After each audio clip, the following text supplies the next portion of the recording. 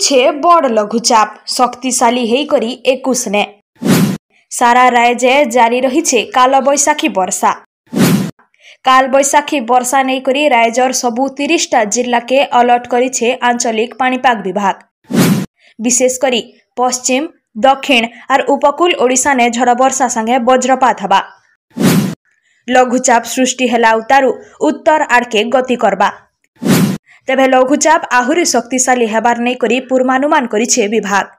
इथिर लगी झारसुगुड़ा केन्दुझर सुंदरगढ़ मयूरभंज बालेश्वर भद्रक जाजपुर और ढेंकानाल संगे दक्षिण ओडिशार गंजाम गजपति रायगड़ा कोरापुट मालकानगिरी नवरंगपुर और नुआपड़ा के ऑरेंज अलर्ट जारी करा जायछि।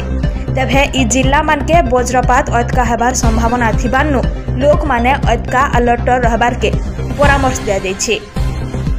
सियाड़े भारतीय पाणीपाग विभाग केन्द्र बा आईएमडी सूचना अनुसार आयबा 22 तारीख ने सृष्टि हेबा लघुचाप मे 21 तारीख ने पूर्व केंद्रीय अरब सागर ने गुटे घूर्णिबलय सृष्टि हेबा।